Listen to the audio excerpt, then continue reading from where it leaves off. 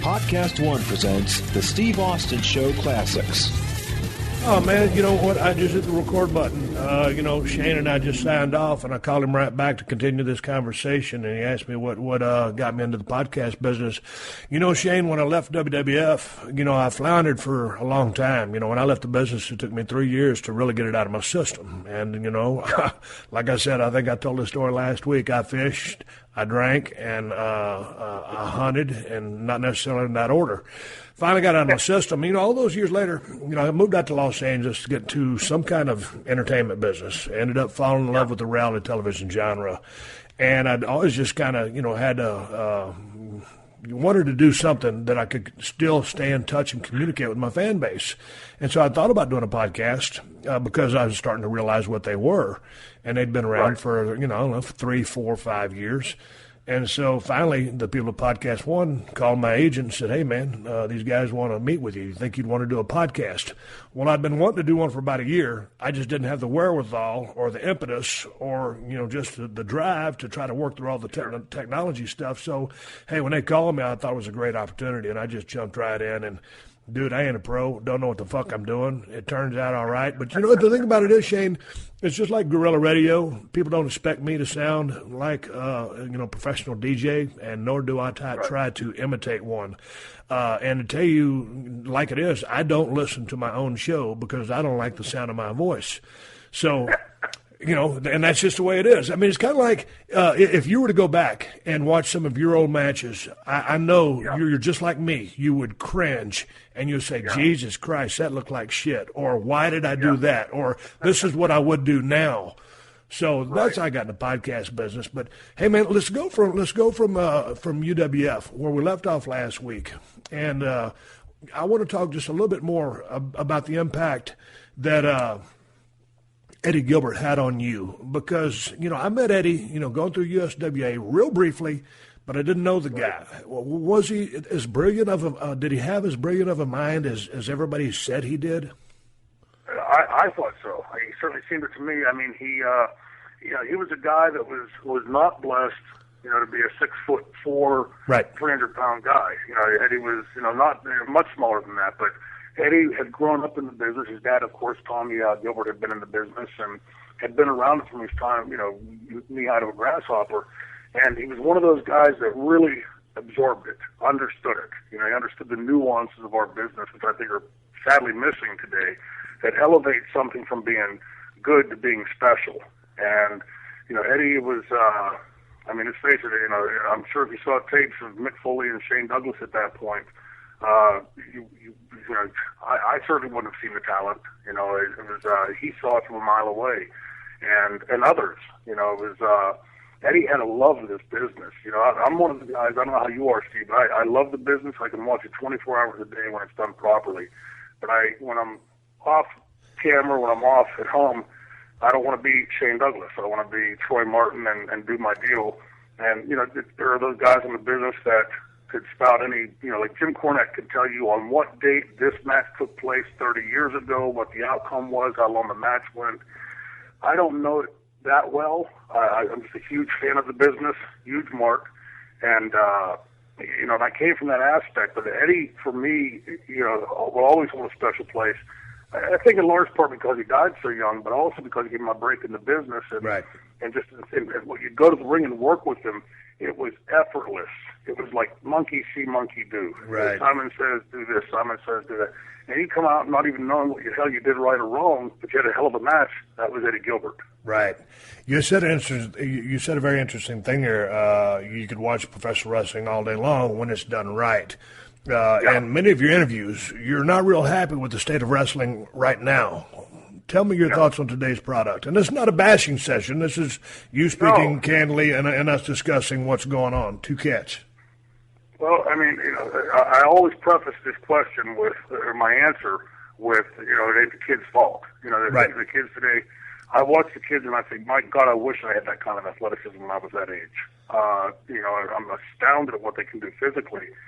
Again,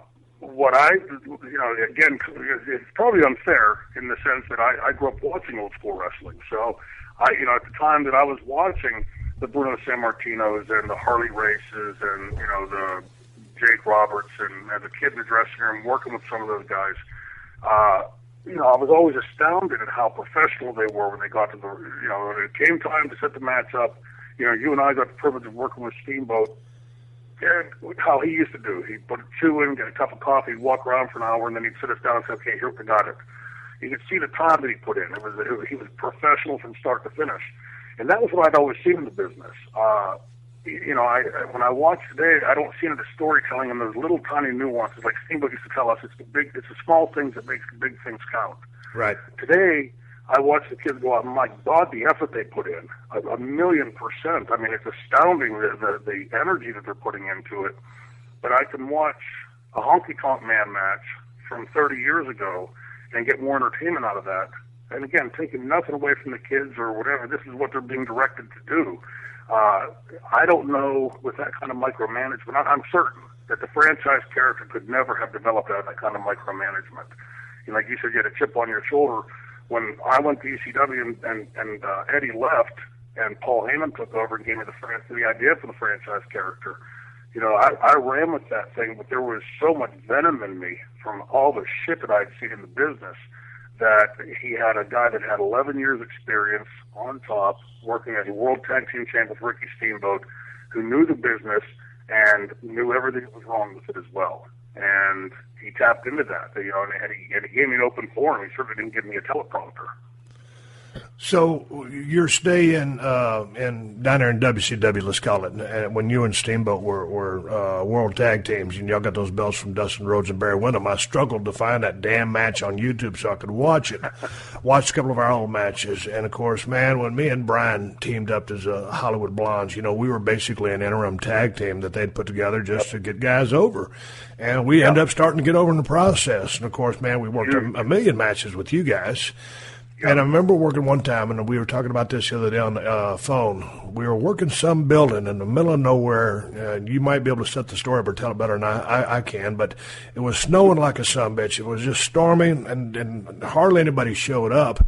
And I don't know how many minutes we worked, but it was a long-ass match trying just to put some time in so people can get there and they could have the other matches. Do you remember that night?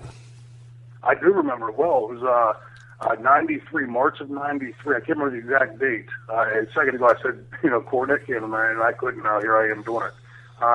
It was in March of 93. That was when the big blizzard came off the coast and socked everything in by 3 feet of snow. I remember driving up that night. I flew in. Steamboat was driving down from Charlotte in he had a big diesel Mercedes. And I flew into Atlanta and drove up, and we met. It was at a little building. I remember working at that one time. And I was in the back. We were on later in the show, and I remember there was no snow on the ground before the show started. At intermission, I went outside to make a cell phone call when they were in their infancy to call home to my wife and to find out how bad the snow was there and stuff. And there was about 6-7 inches on the ground already at that point.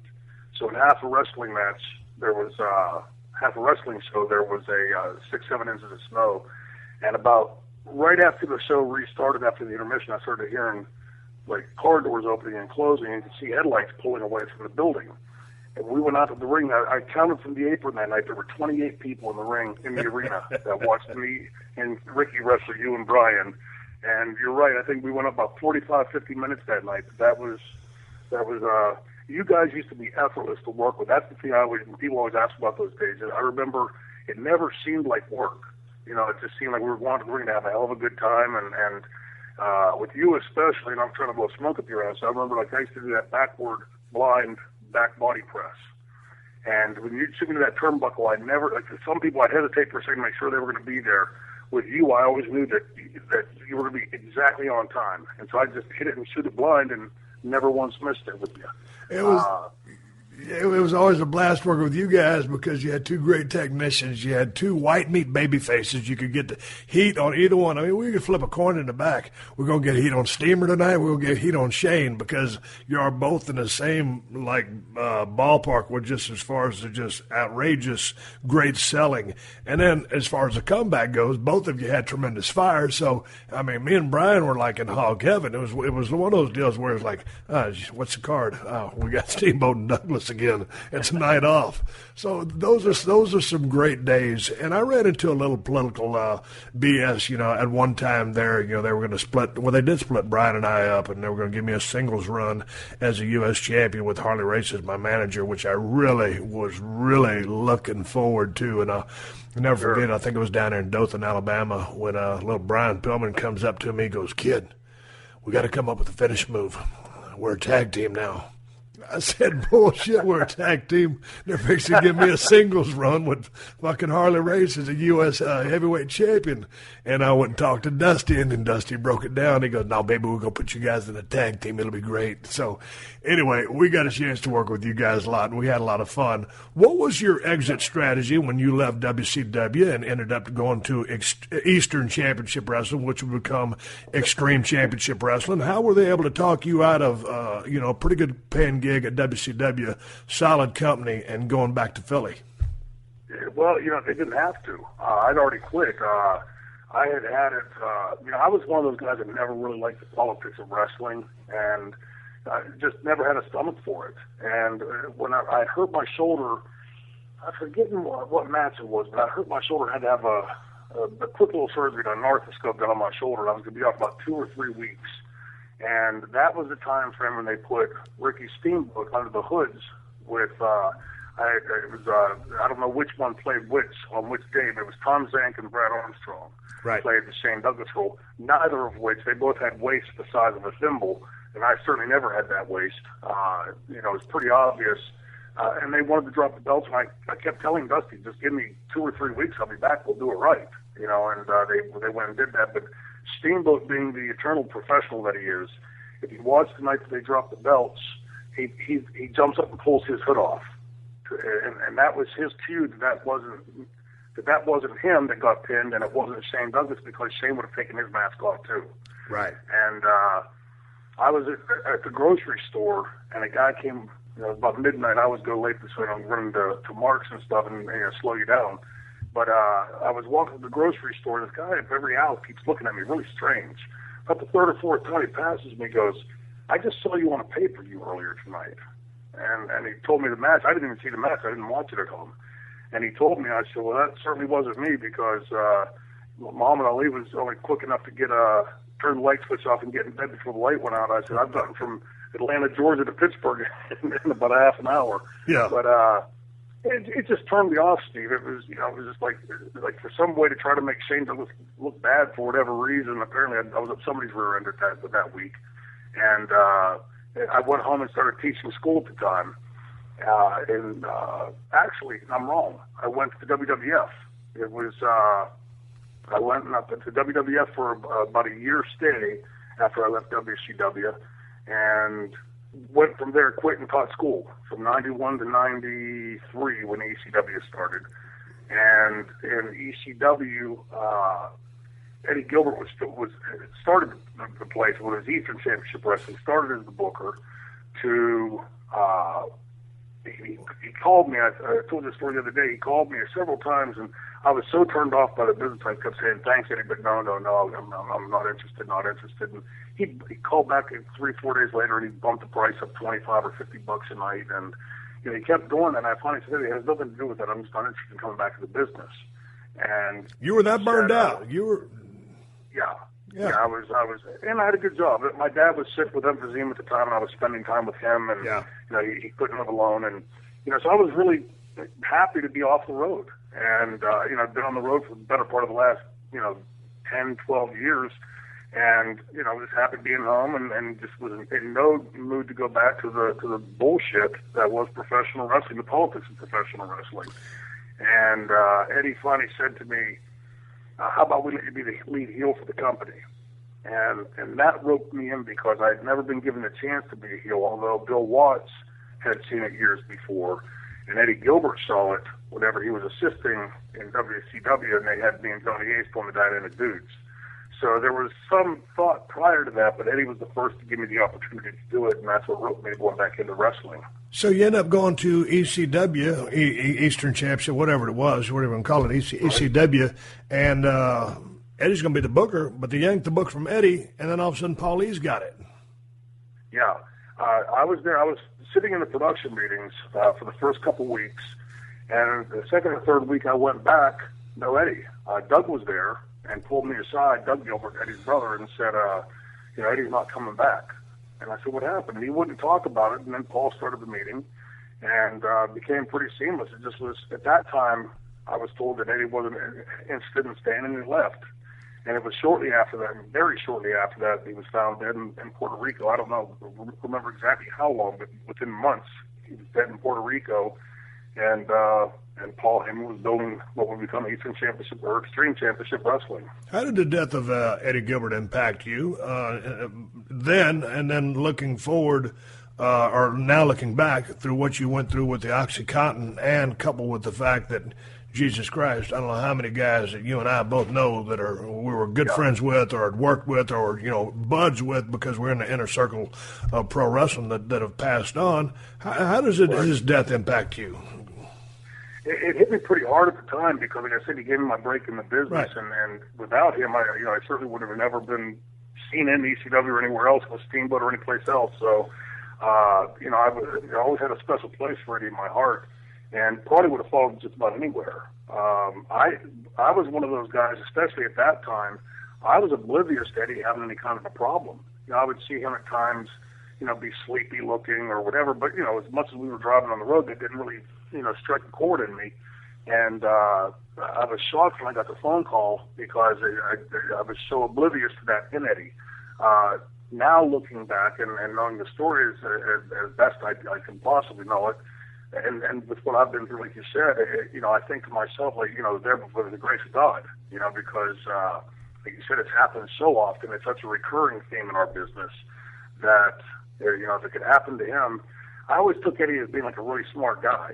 And so I thought, if that could have happened to him, it certainly could have happened to me and should have happened to me. So, he was, just like you said, one of the ones that's gone way too soon. The business could sort of use today. How many times you look back, and I've talked with one of my guys that I'm pretty friendly with, and say, you know what, I could have been one of those guys, because I probably could have. I wasn't in the straits that a lot of people were, but I put myself in harm's way enough. You ever stop and think about, your boys growing up without dad? Had you been a statistic? Yeah, it's a hell of a guilt trip, there's a huge part of it, not to sound sappy or corny and certainly anti-franchises, but, I get up today, I notice the sunrise and the sunset, I smell the flowers, and I certainly marvel in my kids every day. It's like I've been given a special gift, that you shouldn't be here, and yet still are, and, having a unique opportunity that so many of our friends and brothers don't have, so I try to make as much of every day as I can because, my mother used to say, my mother was huge on church and everything, and she used to say, tomorrow's promised to no man, and how many times we've seen that in this business. So, I try to make sure I see something special and get something out of each and every day because I'm appreciative for each and every one. You're listening to another classic episode of The Steve Austin Show, only on PodcastOne.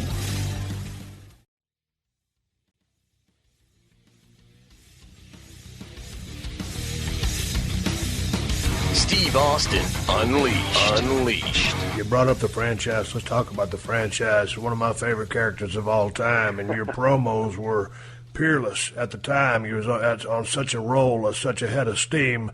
How long did it take you to fully morph into that persona, having never been a heel before?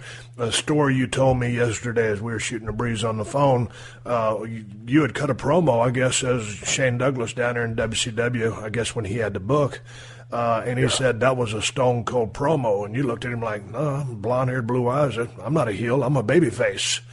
So, and it's like I was talking to you on the phone as well. I mean, I always loved your babyface work just because you're so fun to work with. Fire, technicality, sell, everything. But your heels, I always took you for a heel promo too. But when you evolved into the franchise thing, full of this vitriol, piss and vinegar and disdain and arrogance for everything, dude, you were cutting some of the most riveting, straight to the bone promos that had ever been cut. Where did that come from? a lot of it, if you fall in a pile of shit and come out with a golden horse, you can already say you're brilliant. For us in ECW, honestly, one of the biggest. First of all, I knew how to do a promo. I had quite experience in ECW, in WCW, and to some lesser extent, less spectacularly in UWF. But so I wasn't uncomfortable with the time cues and the time, countdowns and things. I could get in and out on cue. But the vitriol that you mentioned, that it came from all the politics I'd seen in the business, and that was the first time. The first time I went to the ring to do a promo, Paul gave me 5 minutes, and I said, "What do you want to talk about?" He said, "Whatever you want." I said, "Well, give me something to talk about," and so whatever you want. And so I was sort of thrown to the wolves. ECW Arena, I'll let everybody know a little secret. It wasn't the greatest arena in the world. It was a shithole. No, and I say that with respect and affection. Right, that's the same here.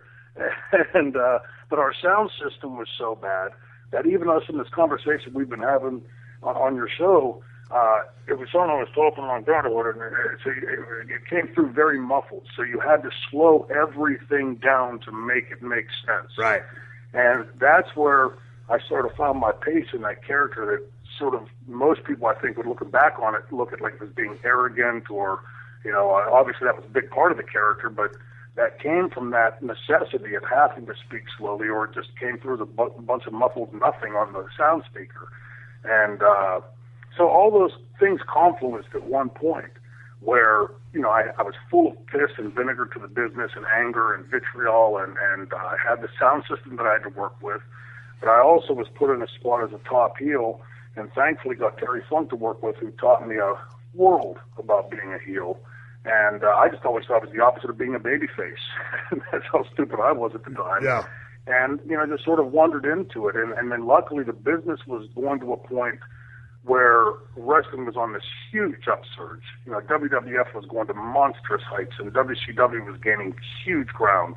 But there were so many eyeballs on wrestling, and the internet, thank God for the internet, because without the internet, ECW, I think, would have been a one-town company that, a few people talked about. But the internet and Bob Ryder, bless his heart, who would sit there and literally tap out each match. Shane Douglas just grabbed Steve Austin and a headlock. Steve Austin, he would type out the entire match live over the internet. And so had us out to a much larger audience than we could possibly have reached in those early days. And everything just sort of confluenced at one point. There was all that anger and the sound system and this position of being the lead heel and this experience and the internet, and, it was lightning in a bottle. Mix all those ingredients together and you had nitroglycerin.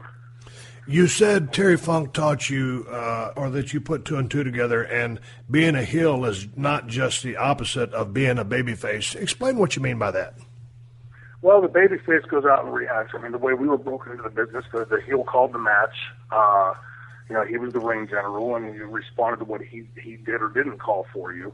I had become very good at doing that part of it, but, calling the match is much different to deciding what storyline you're going to tell, what's the story you're going to tell in that particular match. If you're cognizant, like I think you were and I was in the ring, making sure that you're playing off the character that you're wrestling instead of just going out there and beating them up and doing your own thing. To me, the great match is always played off of the dynamic of Stone Cold Steve Austin versus the franchise champion, these two iconic characters. And it'd be stupid for me to go to the ring and just eat somebody up whenever I could get so much out of the character that they've taken time to build. Right. And that never came into play as a babyface, obviously. And Terry Funk was the one that taught me that. What kind of pressure did you feel going into the organization, being the lead heel? Because, dude, you guys had a hell of a damn roster. And let me see if you had Raven, Sandman was there. I guess Mick was there at that time, right? Right, absolutely. Jesus.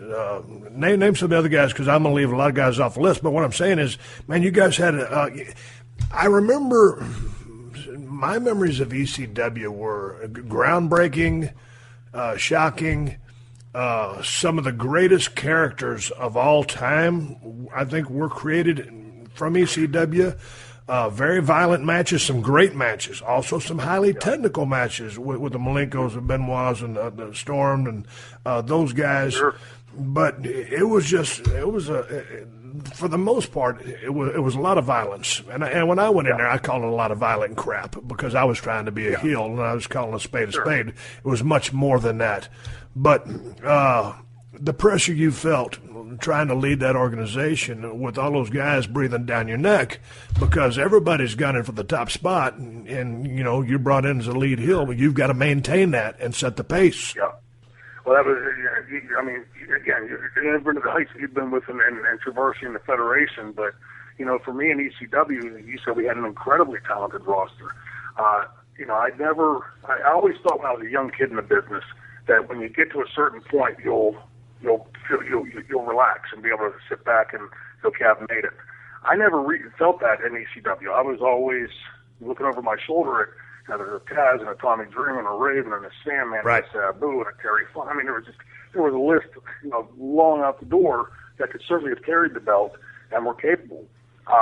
So that was in large part the reason that drove me eventually to the OxyContin. Not that it was to blame, but I was pushing myself to such an extent that I couldn't just go out and have a match. I had to have the championship match. And in ECW, the one thing that people always talk about ECW, because the fans especially today talk about it like every night was a 5-star match. Every night was a 5-star night. Every match was a 5-star match. Every wrestler was a 5-star wrestler. And that wasn't the case. So, there were a lot of stinkeroo nights, and I had a lot of them. But the thing about ECW that I was always most impressed with was no matter how good the matches were before yours, everybody always lived up to it.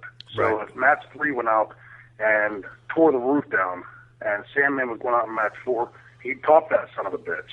And I would go out and top him. And Paul's true genius is in 2 things. A, he had an incredible dressing room of talent, and he knew how to build on their strengths and negate their weaknesses. That was the first thing. The second thing was Paul knew how to build a card. So if you were on 5th match, you knew you were there. Looking back, I knew I was there because he needed something to precede to go bigger than the first 4 matches and leave the door open for match 7, 8, and 9 to follow it. And for some reason, the chemistry always worked there. And, he mentioned the cliques earlier that were in ECW. There were those cliques, and there were a lot of tensions along the way with different people between different, wrestlers and talents and management, people in the company, management and whatnot. But the funny thing about ECW was there were several nights where fans would attack somebody. The first night I remember this happening was in Jim Thorpe, Pennsylvania. Somebody attacked Dancing with Wolves. He came running back and said, somebody just called New Jack the N-word. Without hesitation, the entire dressing room emptied out, and we went out there and beat the entire room up. There's people that didn't leave. And, you think about that today and the lawsuits that would ensue. Yeah. But, I saw it. And one night I got attacked by a fan in Allentown, and the dressing room emptied out, and it wasn't like the guys that I didn't get along with didn't come out. The entire dressing room came out and formed a circle around me and protected me and got me back in the dressing room. It was a fraternity there. It was a brotherhood. And I had never seen that in wrestling. I'd heard about it from Dominic and Bruno. I had never seen it firsthand. And I never saw it again after that. It was something special there in the chemistry that was ECW. Let's talk about the kind of the atmosphere or the us against them mentality, which Paulie, I think it was probably almost organic. I think you all felt it. Certainly, Paulie capitalized it on it. And speaking of great promos from a person such as yourself, Paulie's no stranger to a great promo himself. If you go back to his Continental days, his stuff in the early 80s, mid-80s, whenever, Paulie could cut a great promo from day one. And so, I heard about, and I've seen many of his famous, got to win one for the Gipper, it's us against the world, mentality. And he certainly stirred you guys or the whole roster. And I think everybody was going to do it anyway, but he certainly stirred the pot to get everybody to go out there and give it their goddamnedest, if I can say that, just to put everything on the line. And, man, all of a sudden, I mean, the violence, the bumps, the whole shooting match just escalates into what it did. Yeah. Paul had a way of working us into a lather, into a frenzy that, that you could literally feel the adrenaline. Like you said, you witnessed them that would, we all knew none of us were stupid. We knew that we were a teeny tiny company that was fighting two Goliaths, that if we were going to make any kind of inroad whatsoever, we had to go big, we had to go audacious, and we had to go balls out. There couldn't be any other way. We couldn't afford one bad arena show could have spelled the end of ECW anyway along the line. So that $36,000 is what the gate was for the ECW arena every 3 weeks. Had that building not been sold out, say we shit the bed tonight and come back 3 weeks from now, it was half full, we got 18,000. That literally could have spelled the end of ECW at that point. So it was never mentioned and it was never brought up in words. We all knew it. We knew that me as the mouthpiece, for me it was, I couldn't just talk about the guy across the dressing room, across the ring. I had to then also shoot on the champions north and south and get the attention because we certainly couldn't pay for the publicity. We had to get it in other ways. And Paul, Paul's given a lot of the credit and he deserves a lot of the credit for ECW. But I think, when you look at the talent in that dressing room, anybody with any kind of sense of our business could have coached that dressing room. I'm not so certain they could have led it like Paul did. Man, when I watched the DVD, it was called ECW Barbed Wire City. I don't know if you've seen it or not. Blue Mini, Brian Heffron sent it to me, and I enjoyed the shit out of it. But when the DVD ended and the credits rolled, I had this strange feeling about me. And it was just like, when you started going back, and you were there way longer than I was, but in its totality, man, it just took a bunch of human bodies, mashed them up and crushed them up and beat the fuck out of them, and then just, disappeared. The way the violence escalated there, Shane, in-house, organically, did the boys outwork themselves with respect to how violent the product became? In some ways, yeah. Because it's a work, because from when you started and training with Dom, and you're breaking in, and those, got some color, some hard ways there for Bill and Mid-South, but, the business is a work, and I know you guys are working, but, man, that was some stiff-ass shit that was going on. Yeah, it got to the point where it was beginning to become a caricature of itself, and the injuries were starting to rack up. And I told you earlier there were guys that were refusing to work with, not just me, there were probably 6 or 7 guys in the back that were refusing to work with other people. It became, I'm sure, a headache for Paul to book. And it reached a point where, where a chair shot would evoke a huge response in the early to mid years of ECW. By the end, if you didn't take somebody's head off, if somebody put their hands up to try to lessen the blow or whatever, the fans would just shit the bed on you. Right. And that said, nobody did anything there they didn't want to do. Right. Paul didn't micromanage. I certainly think that we all started feeling the pressure of living up to that legend that was ECW, that was much larger than any of us understood at the time. It certainly took. I remember one night there was a night in Scranton, Pennsylvania, at the CYO, where Terry Funk was wrestling Raven, and I pulled Paul aside earlier that night, and I said, Paul, if you want this match to work, you got to be the leader tonight. Because Paul wanted to be the leader in some ways, in other ways he didn't want to. He didn't want to be the person to come tell Steve Austin, hey, you can't get color tonight, or you can't break a table or whatever. And I said, you need to tell the dressing room before the show that if anybody touches a chair or a table prior to that match, they're going to be fired. And he didn't want to do it, and he didn't want to do it. Me and Taz and a bunch of us kept leaning on him, and he finally did it. So through the course of the night, the show got over very well, and when Terry Funk and Raven brought a table into the ring, you could feel the energy just start ramping up. They knew it was going to happen. Right. And they did the perfect, Terry Funk and Raven both did the perfect thing. They teased it for about 20 minutes. The table just sitting in the middle of the ring doing nothing, and the fans... Finally, they'd go to it and come away, go to it and come away. Finally, about the 5th or 6th time I went to that son of a bitch, and the place exploded, which told me that it wasn't necessary to do it 55 times a night. Right. They wanted to see it that one time and make it special, and it had gotten out of control at that point. What about the? Were you there on the New Jack Blade incident with the kid? Yes, I was there then. I sure was. Now, from my understanding, the kid's pretty green in the business. Don't know that he really had too many matches. He wants to get color, or somebody wants to get color, but New Jack agrees to cut him. I'm under the impression there's about a 4 or 5 inch gash across the kid's forehead. Yeah, he'd gone pretty deep and hard on the kid, but I was sitting there at the table when the kid came in. He came in with a midget wrestler. And me and Paul, and I want to say either Taz or Tommy Dreamer, was sitting at a table talking, and he came over with the midget. And I forget who the midget wrestler was. And he sat down, and the midget started talking for him and saying, this is so-and-so, and he's a good kid, and told Paul that he was experienced. And when Paul asked him if he could blade, he said he could.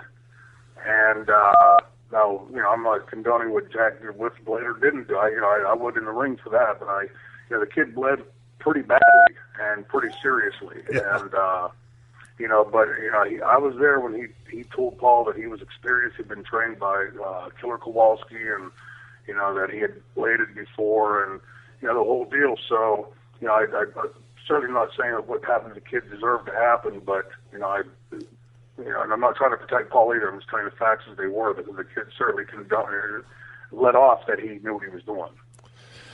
You decide at some point here you end up back in the WWF. What prompted your leaving ECW to make a return to WWF? And, that short run there, and you went home to take care of your father, and here you go back. And there's a change in the landscape, because seemingly when I look back, when you go back, the Kliq is in full force.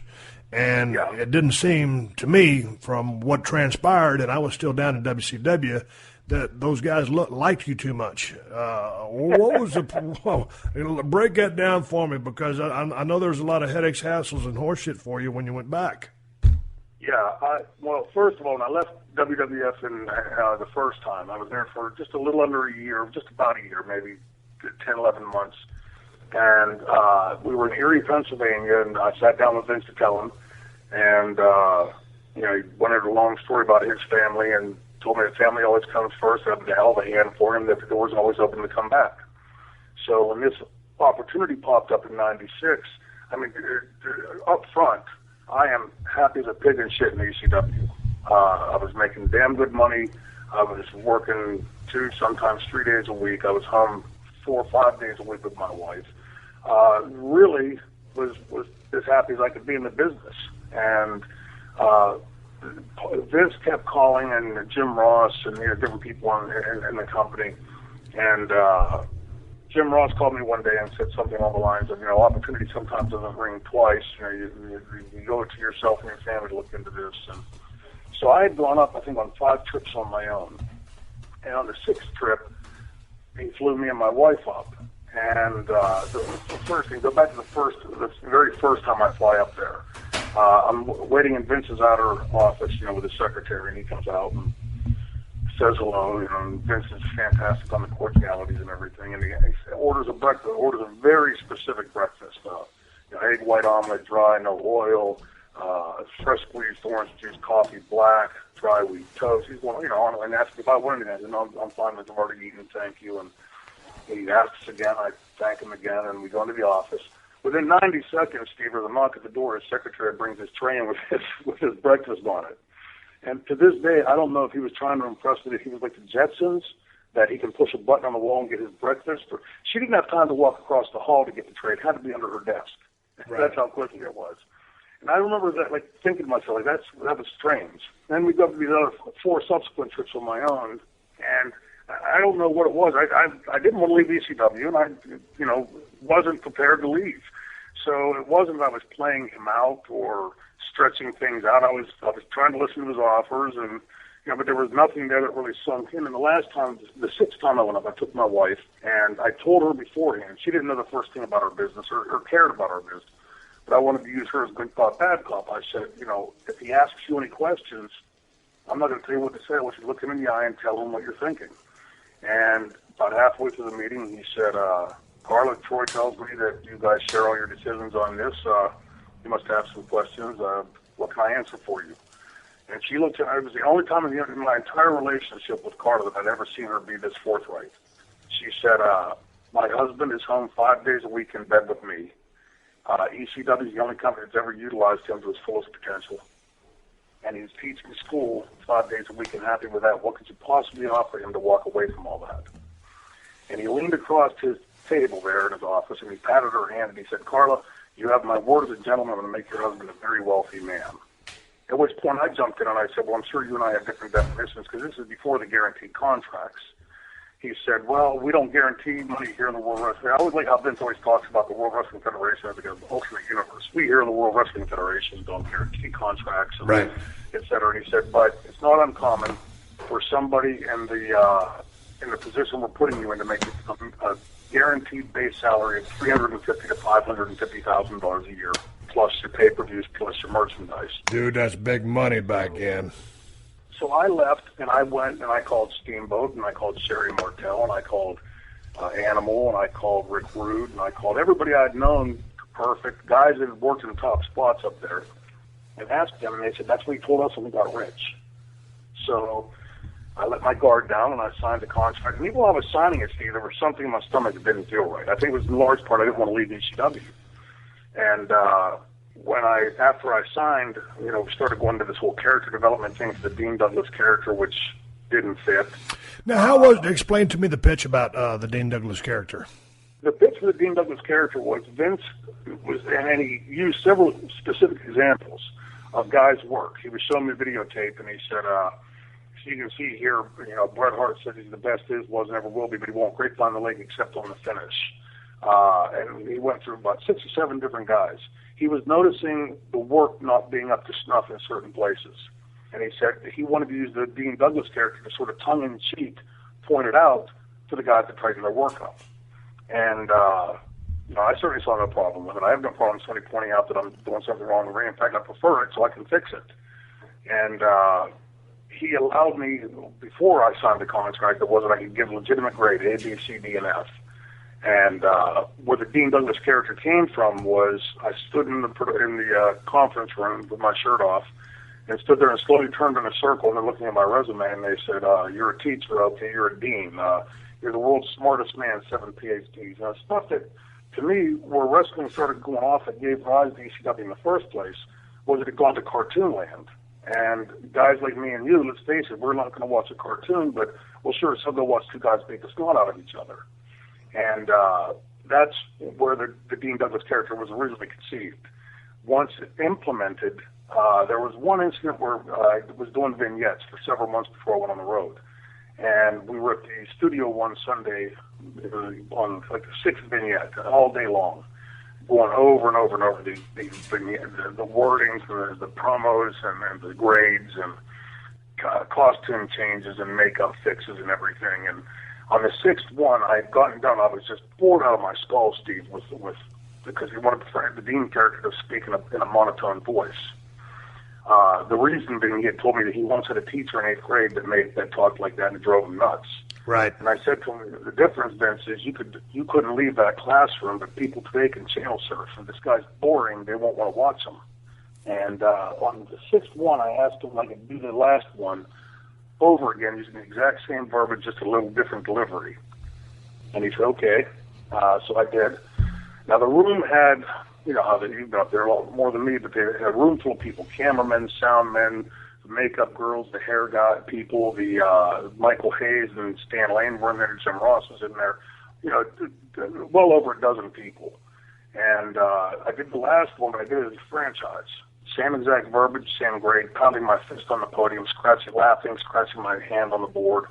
And right as I finished it, Vince got called out of the room on a phone call. So I pulled the room, Jim Ross. I started with Michael Hayes because Michael was a pretty good stick guy. And I said, what do you think? Because that last one, kid, was hot.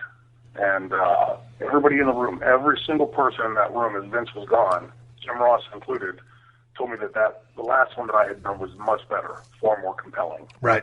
So Vince comes back in with a cup of coffee and his glasses down on his nose, and I said, what do you think, Vince?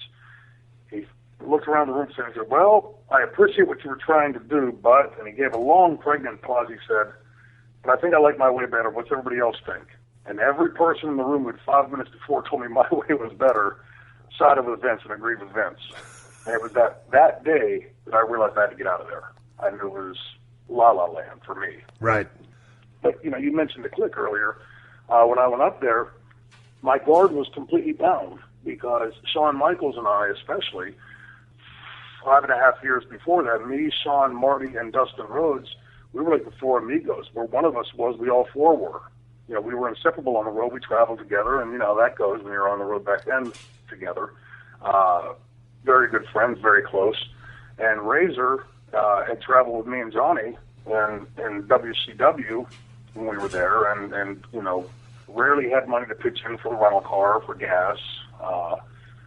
You know, we would always take care of it, and you know, so I go up there. You know, to me, you were my friend the last time we spoke 15, 12 years ago, whatever it's been, and you're my friend today. And 5 years from now, if something's turned around, you know, no problem. I mean, that's the way I am. And so I went up there, my guard completely dropped, and very quickly started realizing that this faction was against me. And there was an incident that happened in Montreal at the Molson Center. Pierre, what's his name, Carl Ouellet, had worked, the house was way down, had been down for several months. And he had pulled in a lot of local favors, done a lot of local promotion, and had the house way up, and they had him working on top with Kevin Nash in the main event. And it was one of the first days I was on the road. And I walked down, remember how you walk down the ramp, and there were two dressing rooms on the left. At the bottom is where the Zamboni machine was, and the Canadians dressed on the other side of that. As I went to walk into one of those rooms, Shawn grabbed me by the shirt and said, no, you dress with us. And so I followed them down into the room. And as I'm getting dressed, right in front of me, Kevin asked Shawn what he should do. That Vince wanted a hot finish and they could do a comeback. And Shawn got up in his face and he said, no, fuck that, you're the champion. When you worked with the champion, did you put the champion over clean? He said, well, yeah, but he said, no, but. He said, you're the champion, that motherfucker should put you over clean. Jackknife, 1, 2, 3. So he turns to walk out, and as he does, Carl comes walking in. And this is happening 4 feet in front of me. Right. Shawn does this turnaround and comes up behind Carl, standing right behind Carl's blind in one eye. Right. Standing right behind Carl, and he's pantomiming behind Carl's head, Jackknife, 1, 2, 3. And Kevin finally reluctantly says that, and Carl says, no, we can't do that. It's a finish, and it's a comeback. And he leaves, and that night at the hotel we were staying at the Days Inn, they called me down into the room. As they were walking in, me and PJ were just incredible. Were in the very first room right off the front lobby. And they were walking in behind us. They said, hey, we're going to be down in the room getting pizza and beer. We want to talk to you. So I went down and they asked me, what I thought about what happened in the building. And I said, well, it makes sense. Can't do a comeback if you do a clean finish. And, I want to say for Shawn, said, see, I told you, Shane knows the business. That's not how we do things here. We should, you put the champion over clean here. And then there was all kind of, bad comments being thrown around about Carl. And then one of them said, let's call Vince and have him starve him for the next 3 years. It disgusted me. And it wasn't long after that because like I said, it cites on me. And I was only too happy to leave. Like I said, after the day of the vignettes and the promos, I knew that it wasn't the place for my type of character, and that I wasn't going to be allowed to unleash what I could unleash as a heel. So, I was only too happy to leave and go back to ECW. So, what did you put in for your notice, or they just the contract expired? What'd you do? No, I had signed a 2-year deal, and there was remember when they used to do Raw, they'd shoot an hour taped, and they'd go live at 9 o'clock. Davey Boy Smith was in the ring about 20 till 9, and Razor and I put my notice in and was working out a notice, and Vince wanted to work a 2-month notice or something. I kept on 2 weeks, and we settled on like a month and a half or something. And Davey Boy, remember how Davey Boy would, like, when he threw his headbutts or punches or whatever, he'd stomp with both feet. Yeah. And about 20 to 9, he's in the ring with somebody, and he goes to headbutt them, and he sinks to the mats up to his knees. Well, about 30 guys converge on the ring. We got 9 o'clock, we're going live, and Razor and I are the first match in the ring after they go live. So they converge on the ring, tear it down, throw it back together, but they finish it literally as the pyro's going off for the 9 o'clock start. So we go down to the ring. It's never been tested. Nobody's been in the ring. Razor to that spot where he blocks your punch, hit you, you came off the ropes, he'd follow you and clothesline you to the floor. Well, when we went to do that, I went to push, I know where the fulcrum point for the rope is with my elbow. I went to push down to go over, and I didn't clean the rope. I was balancing on the rope, and he shoved me to clear me over the rope. Right. As I'm going down, upside down on the other side towards the floor, it felt like he football punted me in the middle of the back. And when I went to get up, my legs, they weren't paralyzed, but they weren't going. I was telling me, I needed to come up to my front, and then my leg was going over to the side. I couldn't get up. And the referee comes to the ropes, I forget what it was, and says, "Get in the fucking ring." I said, "I can't, my legs ain't fucking working." And Razor came out and took care of me, honestly, for the rest of the match. Vince wanted the Razor's Edge finish, and he wanted me to small pass. I said, "No, Vince wants to finish, give it to me." And he laid me down as easily as he could, but it felt like I was going to crap out my kidneys. Right. And I get back to the dressing room of the Richmond Coliseum after crawling on my elbows from the curtain all the way back to the dressing room, past a bunch of guys in the office and everything. Not one person said, "Can I help you?" It's saying, "Look like you're having a little trouble there." Yeah. And I made it back to the dressing room. Dustin was in the dressing room with me, and he went to open the doors as I was trying to come in, and he went, "Oh, shit," and helped me up and went and got an EMT. And the EMT told me that he thought I had a muscle spasm in my back, which turned out to be a broken bone in my back. And luckily my attorney had negotiated a clause into the contract. They had a clause in there that said that I couldn't sue even in cases of negligence. And he laughed at that and changed it with their blessing, saying that I couldn't sue except in cases of negligence. And so there was enough legal wiggle room that there could have been a lawsuit, breaking my back in the ring. I just wanted my unconditional release. I wanted the hell out of that place. Gotcha.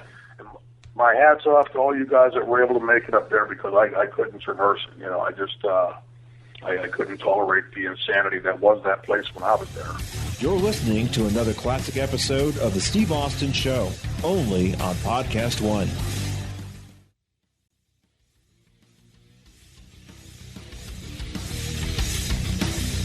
All right, I'm talking to Shane Douglas. He's on the move.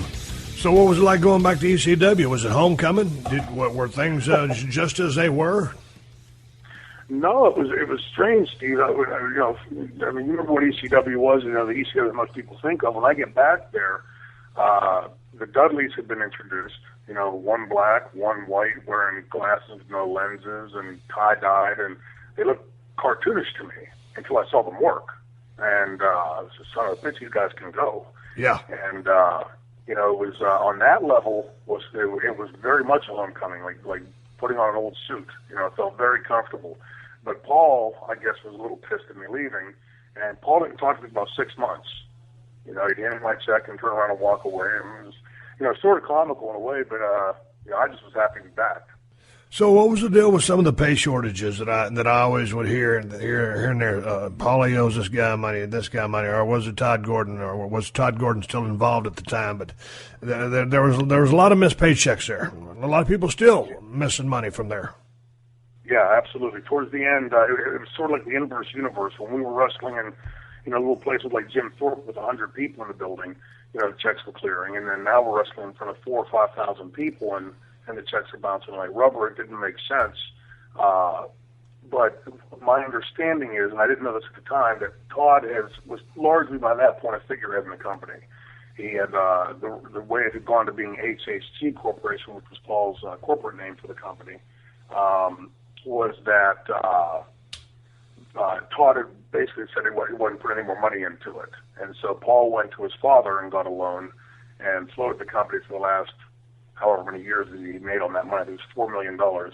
And towards the end, the checks started bouncing, not just mine, but everybody's. And there was a lot of real animosity in the dressing room over it because the guys were working hard and the checks weren't clearing. So in my case, it got to $144,000 when I knew it was time to go. And prior to that, the night that I dropped the pay-per-view where I dropped the belt to Taz, Paul had been telling me for a year leading into that angle that I was going over the angle.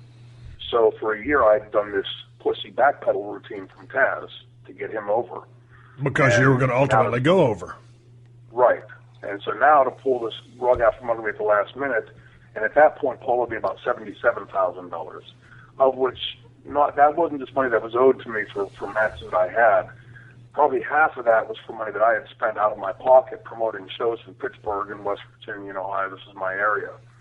So it was negative that because I was in the hole that deep, about $40,000 for what I had spent out of my pocket. If I didn't do that, we were paying for time that we wouldn't get. For instance, the traffic department we'd have for our TV commercial would be paid for, but they wouldn't get the tape, so they wouldn't run it. So I would have to make sure I'd have to spend money to make sure that Ron and Charlie got the tape sent down on time, or pay for the TV spots beforehand, because I knew Paul would never send a check on time.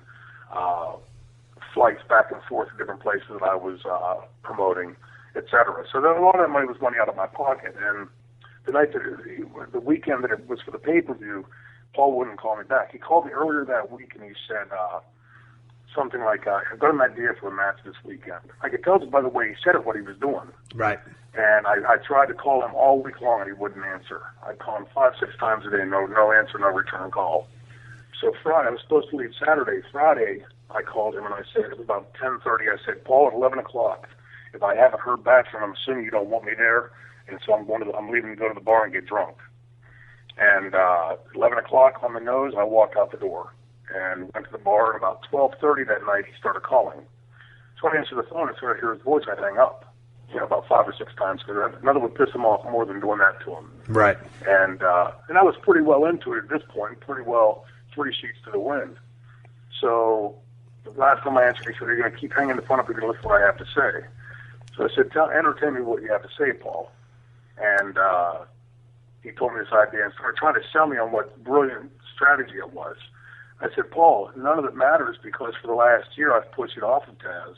And the only leverage I have against you to get my money back is that belt. Eric Bischoff had offered me $250,000 to come drop at the Flair live on television, which I certainly wasn't amenable to, but the money sure said would have been nice, especially at that point. Right. And so he talked to me for 6 hours on the phone till daylight. 6 hours?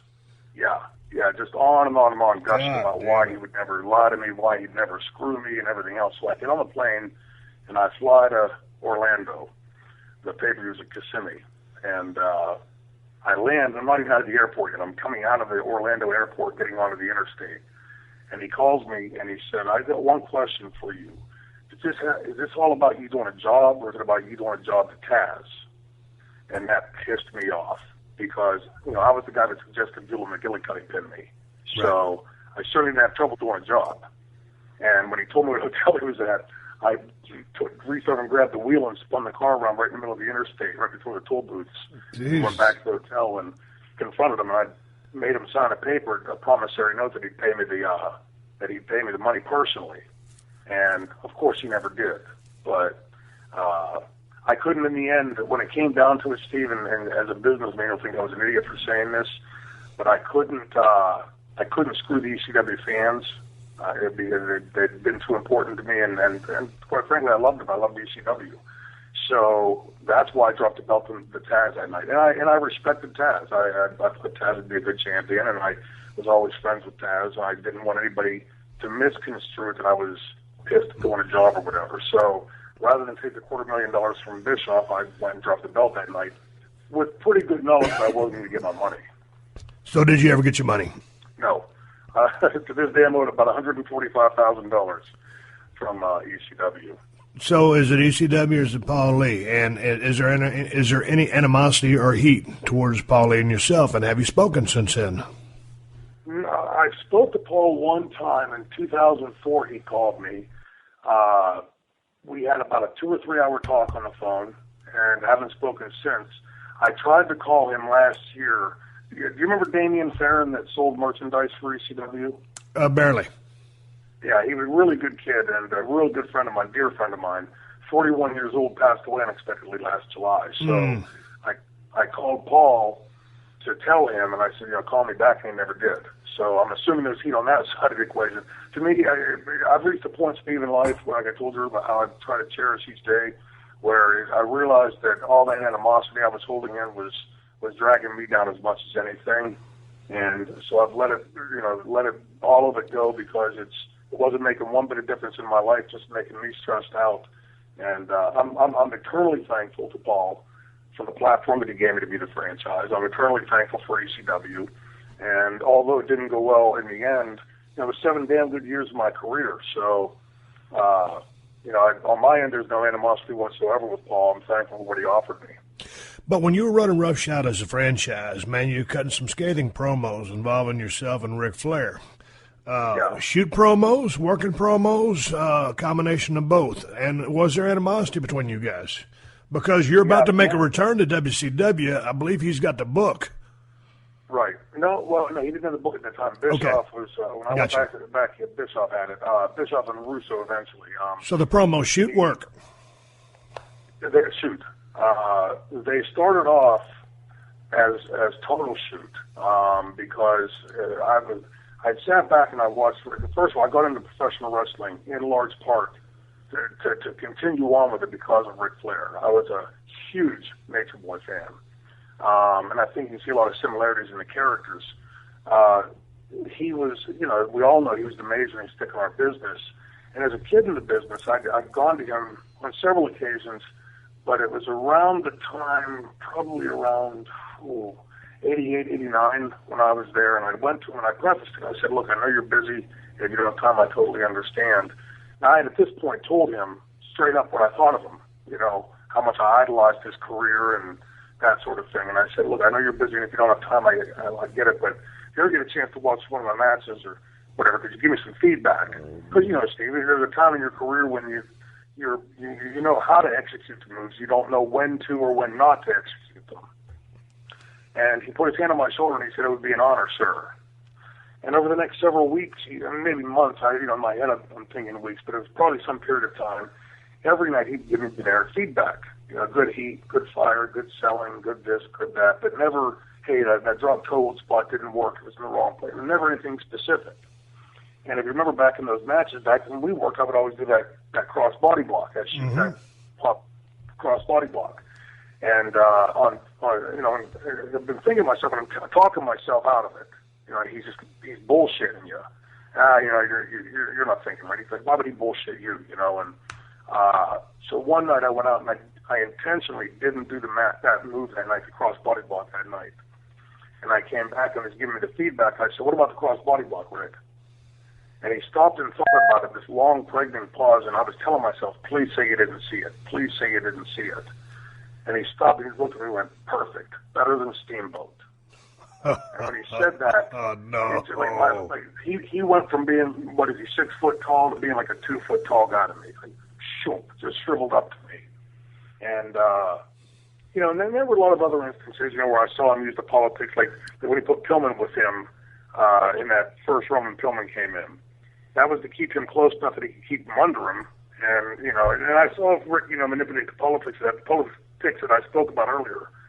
That kind of stuff where I saw guys like you going through there, guys like Zank, me, Pillman, and on and on and on and on and on. Just a long list of talented young lions that were coming into the sport that were being kept under thumb. And let's face it, there wasn't one of us that ever would or could take the Nature Boy Ric Flair spot. No.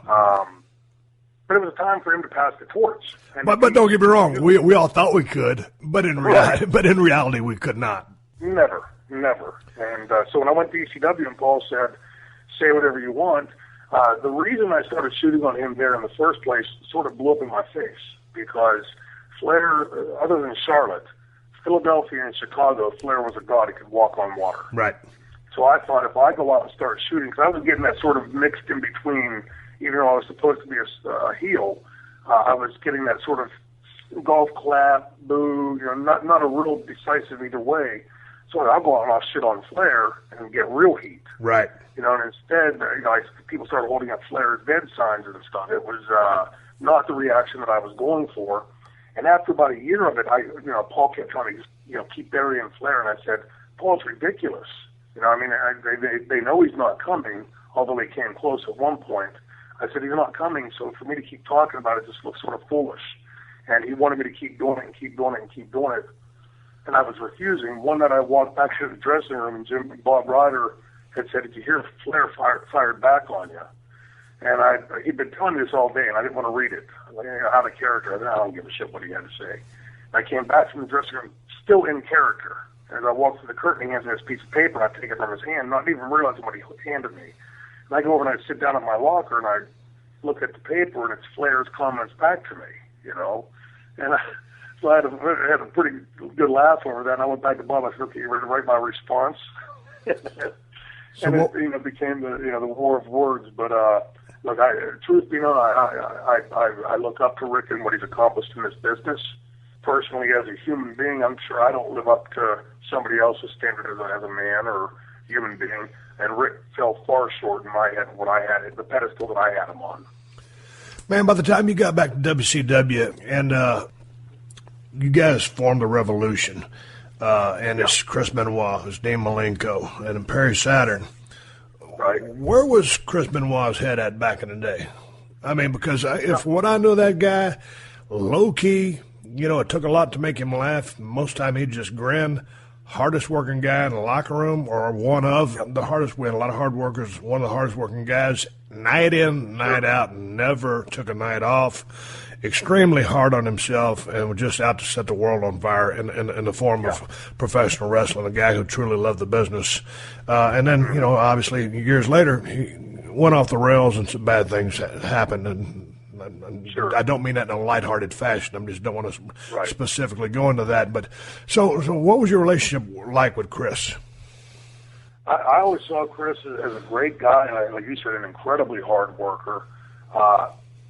Chris, when I got the phone call about what happened with him and his family and the tragedy there, I was floored, and I kept thinking that there's got to be more to the story, because I can't tell you how many times how much the hard as I used to be, and we'd be in a bar, me, him, and Dean and Perry, and some fan would say some stupid comment, and I'd be standing up to go after him, and Chris would be the one that would jump up first and take the fan and leave, or buy them a drink, or calm me down or whatever. I never saw Chris lose his temper. I never saw him go off. Ever.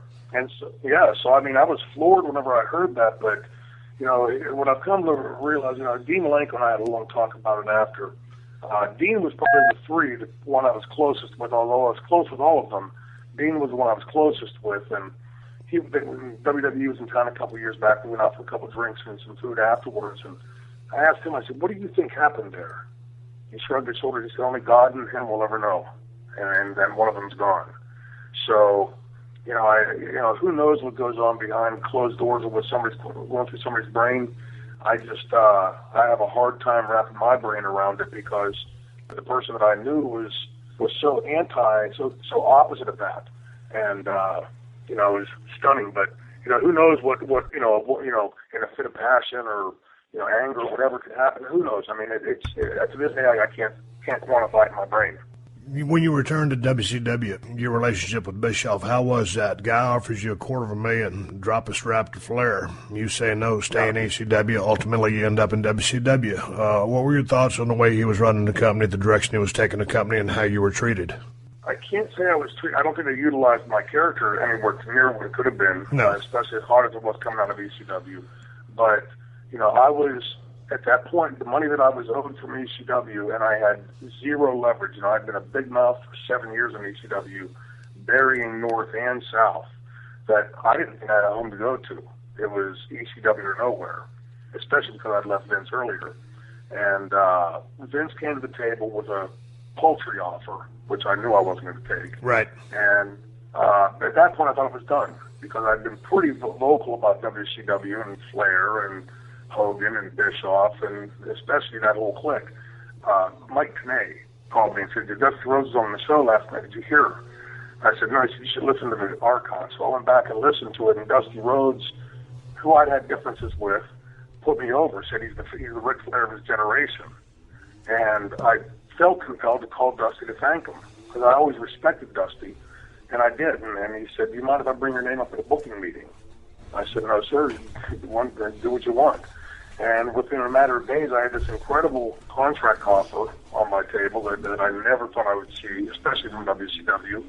And it really saved my financial life at that point for me and my family. So in that respect, I'll always be eternally thankful to Eric Bischoff and what he offered. But the reason he offered me that money was he wanted me versus Flair. He wanted me to, his exact words were, I want to be the one that brings that to television. So when I went in the first day, it wasn't the first day. I knew I was going to be busy for the next 3 years. So I took my wife on an extended cruise, and on the way back, we stopped in Florida for a couple of days. They were doing Nitro that coming Monday in Jacksonville. So on my own dime, I stayed in Florida and went down to the building that night. I left Carla back at the hotel. I went down just to say hello to everybody and let them see that I'm eager to be coming to work and, just feel the landscape out. And Flair walked in right behind me. And it was almost written perfectly, And when he walked in, remember that little walkway you had to walk through to get into the back of the Jacksonville building? I was standing there talking to, Mikey Whipwreck was there and Peaches and Sandman. And a bunch of people were standing around. Everybody goes dead quiet. And I could feel Flair. One thing I've always said about Flair, Hogan, and Dusty, they have that charisma factor that you can feel them walk into a room. You have your back to the door, but you know they're there. Right. And as I turned around, I said, "Rick, how you doing?" And sure enough, he's standing right behind me. I said, "How are you, sir?" And, we shook hands, and I knew everybody was watching to see how this went. And so as he went to pull away, I went and let go of his hand. I said, "Rick, I think you and I should talk. We got some things that get clear." And he looked around and could realize, consummate politician that he is, looked around and realized it was not placed to say nothing opposite. And he said, "Give me 20 minutes. I'd sit down and talk to you." So I went down to the food service for about 45 minutes or so. I went back up and knocked on the door, and we went in, and first thing he did was jump over, shook his hand, and said, "I want to start by saying I'm sorry." And I said, "Rick, look, I can't accept your apology. I know you're not sincere, but I'm not going to apologize either." I said, "That's exactly why this can work." At that time, WWF was starting to slaughter them in the ratings, and I knew that there was enough interest in me and Flair in the shoot of it that we could help turn it around, and had it been utilized properly. And I asked him, I looked at him and asked him, "Look in the eye, Rick, I'm going to ask you man to man. Are you man enough to uphold your end of this angle?" And he thought about it for a second. He said, "Yes, sir, I am." And I said, "Great, then we're going to make this company a lot of money." And found out right after that from Russo and others in the office that he started politicking from that first day to try to keep the angle from being elevated to where I thought it should have been and could have been. And if you look at the match, the one match that we had there, he had David involved and Sting, and I think Russo came down in a mask, and there was all kind of skullduggery in the match. But it certainly wasn't a match that Ric Flair and Shane Douglas could have had. Why do you think it was? I've been pretty vocal about Rick, and had said some pretty strong comments over the years. I'm sure he wasn't happy to be working with me. And quite frankly, I wasn't happy to be working with him either. But that's exactly the reason why I could have worked in that era that was coming out of ECW. ECW was now gone at that point, or certainly at the tail end. And WWE had started taking that ratings war back over, that something like that pushed properly the reality of it, that these two guys genuinely don't like each other. To me, where shoot fighting has gone is where wrestling should have always gone. Right. It should have gone more towards that reality edge. To me, we've allowed Dana White to take the reality part of our business and left us holding the cartoon back of it. And I think that Ric Flair and Shane Douglas could have been, part of the initial stage of that. You're listening to another classic episode of The Steve Austin Show, only on PodcastOne. But it's always funny when, every now and then back in the day, two guys would have heat and they'd be working together. Oh, man, it's going to be a hell of a match. These guys got heat. Well, the match turned out to be not so great, if not shitty, because when you have shooting heat with somebody, it's hard to go out there and rip the roof off the building because you got shooting heat. And when you get in there and work, dude, I mean, it's a give and take, and it's communication and cooperation. So if you got a chip on your shoulder, somebody else got a chip on your shoulder, or, someone's mad about doing the JOB, sometimes, matches just don't pan out for the obvious reasons. Going back to what you said about what the world of MMA or UFC has taken with regards to their storylines has kind of left the pro wrestling world holding a cartoon bag. Elaborate on that a little bit. Well, I mean, when I go back and I watch you versus Bret Hart, for instance, most of the ECW matches, Shawn versus Bret, Ric Flair versus Steamboat. When I watch any of those matches, what I believe to be iconic matches, I look at them, at no point am I watching it, certainly smart to the business, am I thinking to myself, this is a fake wrestling match. I'm hook, line, and sinker sucked into it. When Bret has you in the sharpshooter and you're bleeding like a stuck pig, the emotion that's draped on your face and on Bret's as he's wrenching it back into you, there's no cartoon to that. I mean, that's reality. That sucks you right in if you're a fan of our business. When you go and you see a kid today do 96 moves in 3 minutes, zip, zip, zip, zip, zip. I saw Gene Simmons. I'm a huge fan of Kisses, Me too. Gene Simmons on an interview one time talking about Bruce Kulick, and he said, he did this thing where he's on the fretboard, and he's like a bee you want to smack, Give me the cord that reaches in and grabs you by the balls. Right. That to me is what wrestling should be. It's that move, that emotion, that reality of it. When I was watching the Bruno Sammartino match as a kid, even though not smart to the business, like for instance when Zbyszko hit him with a chair. This is after my friends and I built the ring, so we were semi smart to the business. Right. But at the bus stop that morning, we're all talking about, well, it looks like he was pissed at Bruno, so he really laid it in, like he didn't really like him. Right. And we were convincing ourselves to be marks, which we were. And when wrestling's done properly, that's where it should be done. And then, I think when you watch UFC, and I've seen probably 35, 40 cards over the years, I don't know the number, but quite a few of them, and I love them. They're great, the combination of action and everything. But to be honest with you, the last one I watched looked like the first one I ever watched. Right. There's different guys involved. I like the serial aspect of a good storyline and an angle that reaches in and grabs you by the gut, takes you along for that ride for a year while it settles in and ferments to the point that it's ready to blow the lid off the place. Then two great athletes go to the ring and deliver that great match. That to me is not a cartoon. You can call it whatever you want to. Fake, as you know, the word fake never sits well in our business. Preconceived storyline. But you're probably a lot like me. I want to be. I still want to believe. Of course, I've been in the business since '89, but I'm still a fan, and I still like watching the guys and gals out there do their stuff.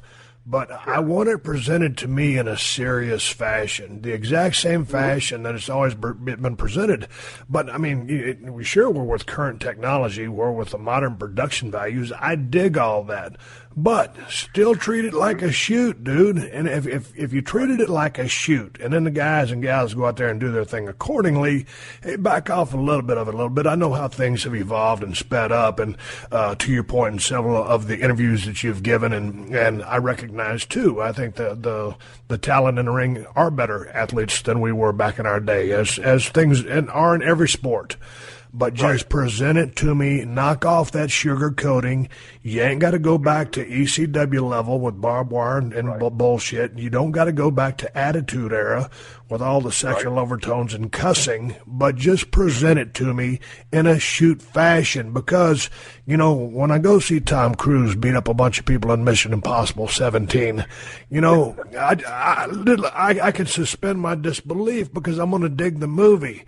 So let me do that with pro wrestling. That's my only thing that I just wish they would go back to. And I ain't, again, not bitter. I feel for the guys and gals in the ring that they don't have the creative freedom to do the things we did back then. But just me being selfish as a fan, that's how I want it presented to me.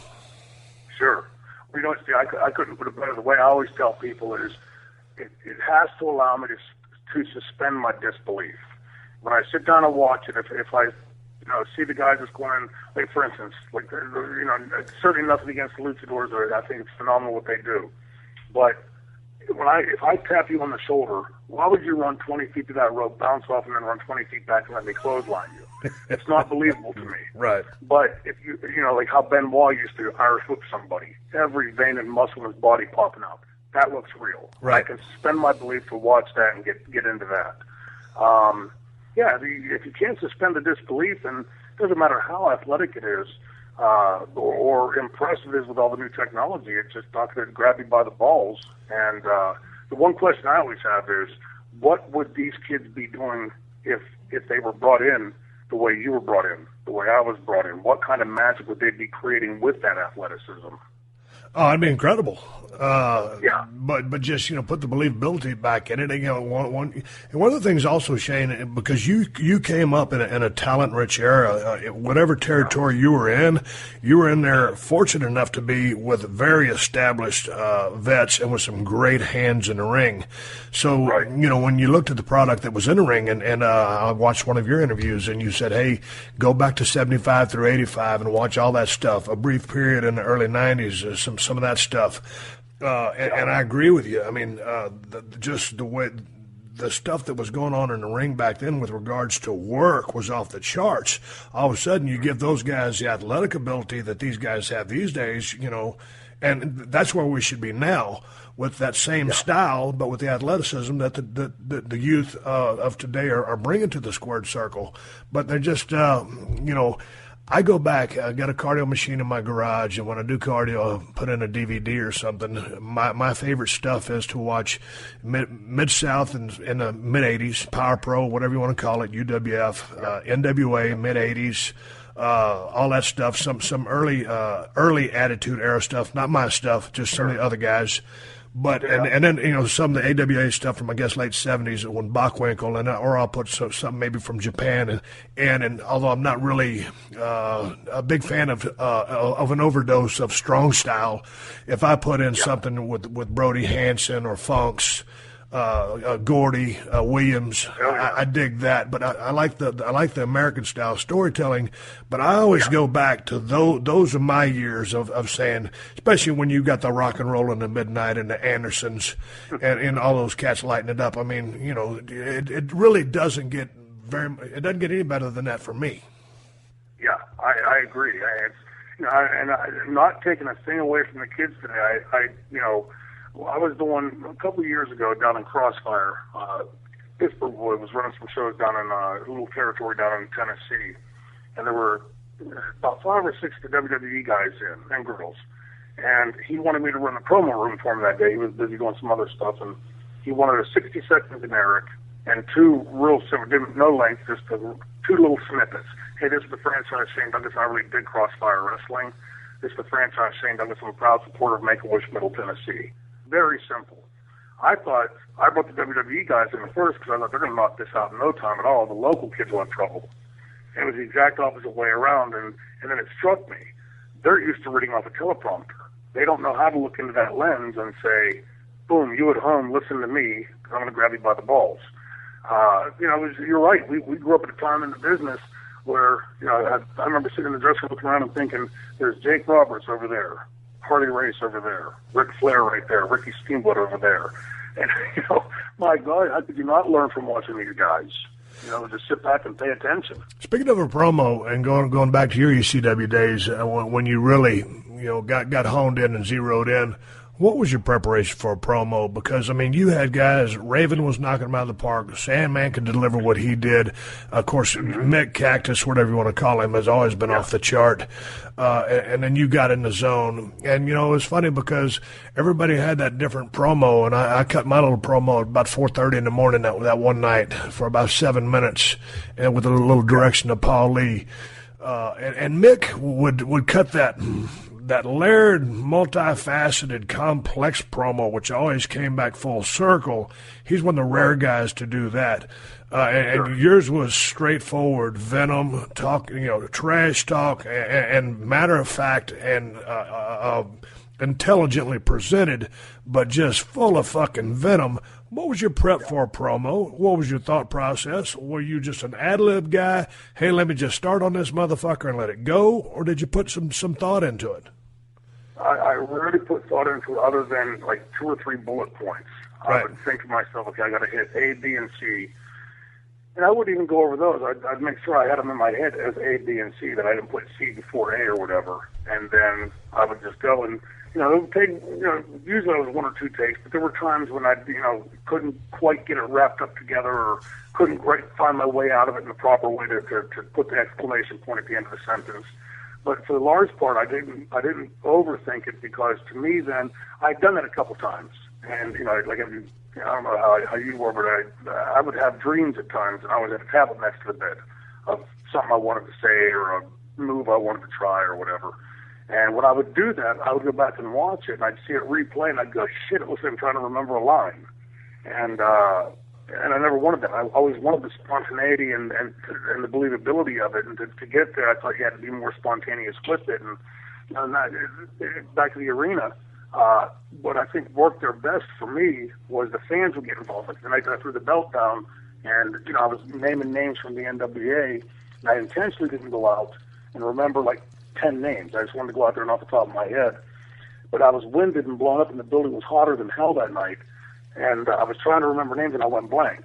And so the fans started, and Ricky Steamboat, and it allowed them organically to come into it. So it was a conversation with me doing a promo in the audience that I think made it work. And looking back on it now, it looks special, but it was it really was thankful to the fans that they helped me out because I was blank. I had lost my thought on who I wanted to mention. You like a live promo better, or you like doing stuff in the studio? Live. I like the energy from the audience. How about you? Oh, man, I'm a live guy. I remember when I came back from my neck surgery, I had my neck fused up, missed 2000, I don't know, I was gone 12, 15 months, whatever it was. And when I'd come back, the system had changed. This is when they kind of had the quote-unquote scripted promos, and you kind of just go over them a few times. And before I keep telling my story, you're talking about a teleprompter. Are they reading a teleprompter these days? Yeah, that's what we had our executive producer had gone to a couple WWE events, and he asked me what that was for, and he said that he could see the words, and I said, well, the only thing I could imagine it being was that when he described it to me, a guy being in the ring telling a promo to the hard cam, and big piece of plexiglass up under the hard cam, they're teleprompting the in-rings now. So. Oh man, Jesus Christ! So going back to my, I didn't know that. Going back to my story, so there we were, just coming back and going to a room with Vince, and I go to Steve, let's go over our promo, and all of a sudden someone had handed me a piece of paper, and I was like, wow, this is different. And so I would start going over my promo with Vince, and this is 30, 45 minutes before we're about to go out on live TV. And, I had a long history of working with Vince McMahon, and our chemistry is off the charts, man. And me and him in the ring together were money. So anyway, I go in there and I start reading it, and okay, Vince, I cannot wait to get you in the ring, because when I do, I'm going to beat you to within an inch of, and I'd be reading it like that. And he'd look at me and go, God damn it, Steve, give me your A promo. I said, Vince, I'm going to give you my A promo out there in the ring. I said, I can't give you shit right here because there ain't no people in this room.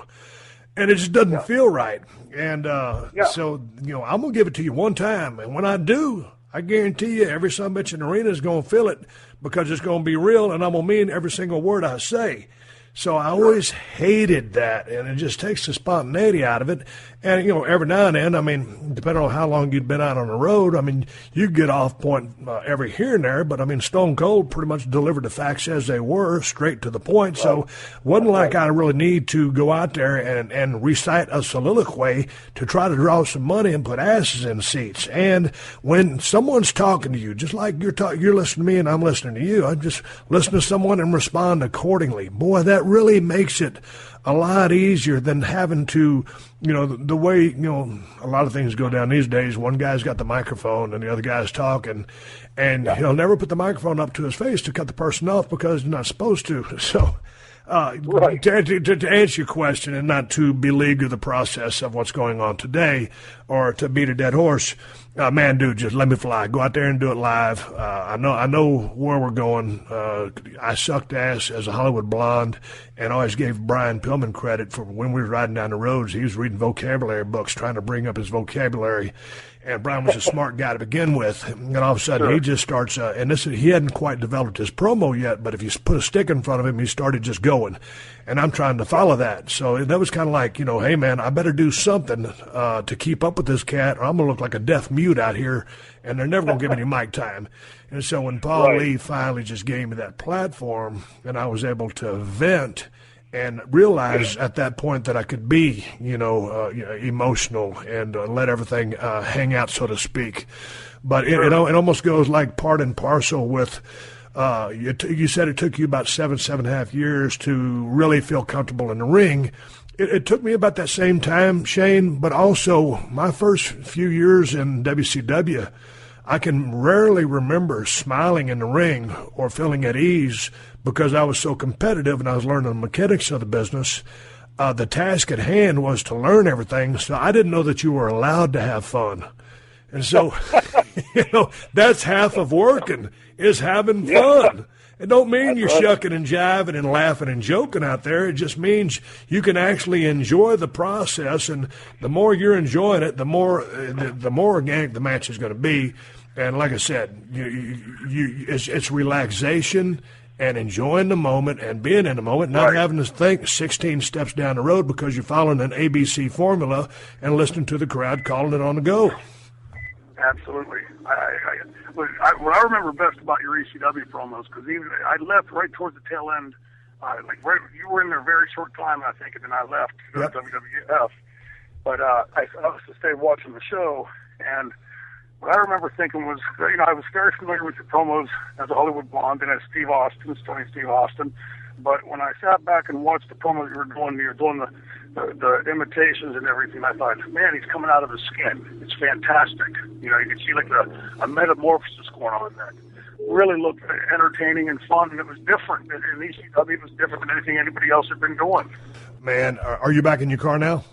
Yes. All right, I'm talking to Shane Douglas. He's on the move. Before we let Shane go, Shane, you stopped over briefly in TNA. What was your experience like there? Did you not fit in? No, I fit in pretty well. I was head of talent relations there. I was doing the backstage promos. My experience with TNA was that it was Dixie didn't want to hear what we had to say. She would like Vince Russo would come and deliver up some idea for TVs. And she would come to the green room and run them by me and ask me my thoughts, and I would tell her, if you do that, you're going to have to turn this kid heel, and I explain it to her, because this, and this, and she wouldn't do it. She wouldn't, they wouldn't pay attention, she wouldn't make the changes. And then 2 weeks later, she'd come back and say, you were right, the last time you were right, now the fans are bitching because they say you should be a heel, and, how do we fix it? And so you'd give her that advice, but she wouldn't take it. This went on for 5.5 years. And it got to the point where I'd go to production meetings and I'd sit there and play tic-tac-toe on the paper on the table with Terry Taylor sitting next to me because I knew they didn't give a damn what we had to say. The first time I met Dixie, and first of all, I think Dixie's a very nice lady. But if I'm digging ditches, and Steve Austin has done ditches for 35 years, I don't care how many books I've read about digging ditches. I'm going to listen to what Steve Austin can tell me. Because my guess is he probably knows more than those books. Right. And same applies with wrestling.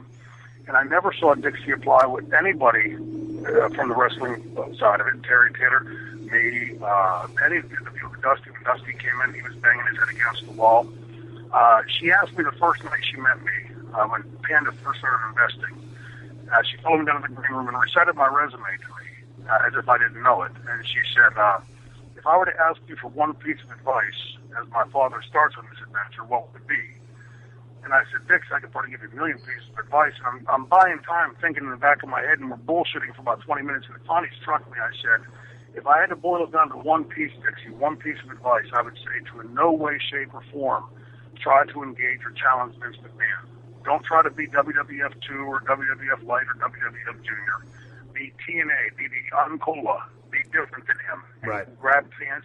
And where I made my mistake was I said, like ECW did, we went for the 18 to 49 male and we dominated them. Her response to me was, why would we want to copy ECW? After all, they failed. And right as she said that, the monitor behind me, they had started the show. I don't know who was in the ring or what they did, but the fans started chanting ECW. So I stepped back like out of the line of view, and I looked at the monitor, and I looked back at her like, I hope you're getting this, Dixie. And she never got it. Right. So that was the point. And it was very difficult. Panda Energy has sunk close to $500 million, $478 million into TNA. How do you get all these figures?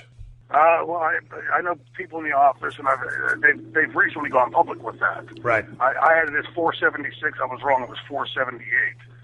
And that's not including the millions that Panda put in, because Panda was paying Hogan and Mick and Sting and Kurt Angle and all those guys.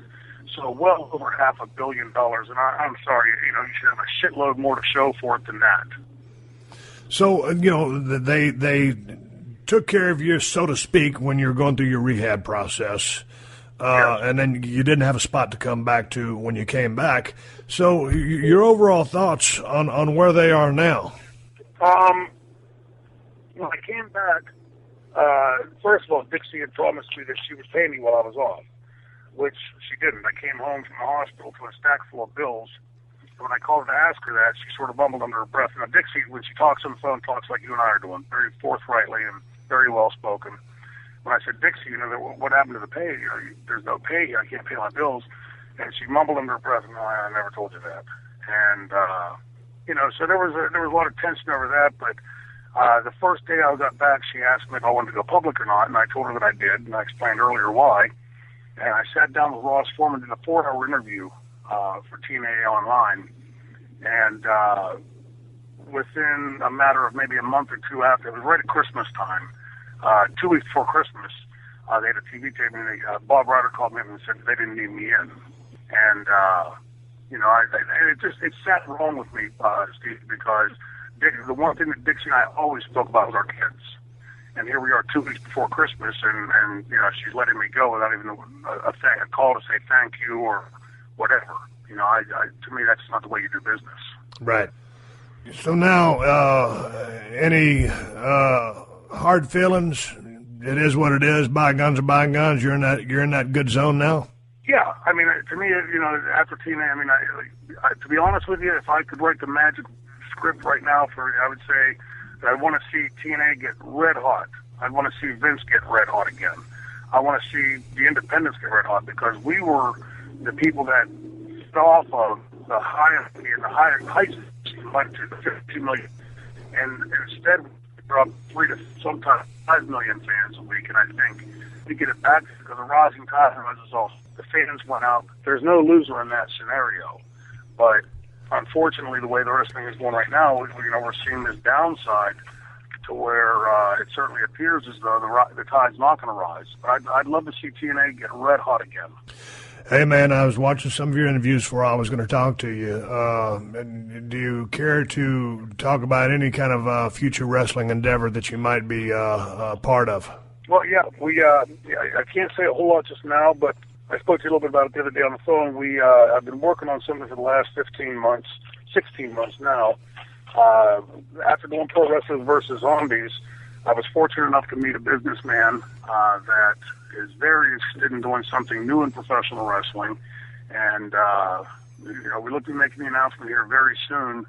And I'd love to do it, come on your show after we've made the announcement and give more on it. But just ask the fans to stay tuned either to my Twitter account, franchise SD, hashtag franchise SD or franchise fan site to see what it's going to be, because we're making the announcement very soon. We're just making sure that we get all the pieces of the puzzle in place before we make the announcement, so that we don't make an announcement and have to delay like some others have had to have done. But hopefully we're going to be seeing something very different very soon with wrestling getting back to what we spoke about a few minutes ago, getting it back to wrestling to where we can suspend that belief and watch the athleticism of these guys in a storyline that makes sense.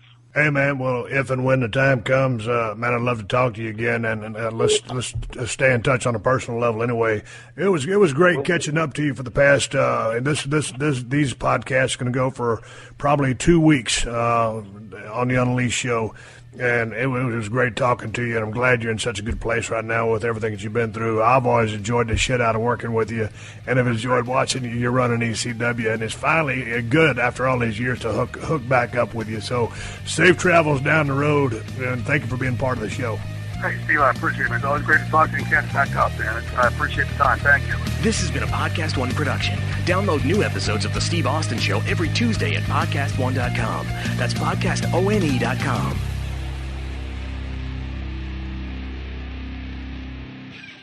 See what hit blockbusters are streaming free during Popcorn Summer Movies on Pluto TV. Watch the first 4 Indiana Jones movies, or Minari and Maid of Honor. Plus, Pluto TV has hundreds of channels with thousands more movies, available on live and on demand. Download Pluto TV on all your favorite devices for free. Pluto TV. Stream now, pay never. Have you ever heard that story that Napoleon used the Egyptian Sphinx for target practice and shot its nose off? Or maybe you've heard that a French astrologer named Nostradamus correctly predicted nearly 500 years of human history. Or maybe someone told you that the legendary blues guitarist Robert Johnson sold his soul to the devil at a crossroads in Mississippi. These stories are what I like to call historical myths. Great little tales that may or may not have any basis in historical fact. On Our Fake History, we explore these historical myths and try to determine what's fact, what's fiction, and what is such a good story it simply must be told. If you dig stories about death-obsessed emperors, lost civilizations, desperate sieges, voodoo black magic, and famous historical figures you thought you knew, then Our Fake History might just be your new favorite podcast. If you dig it, then subscribe on Apple Podcasts, Spotify, Stitcher, or wherever you get your podcasts.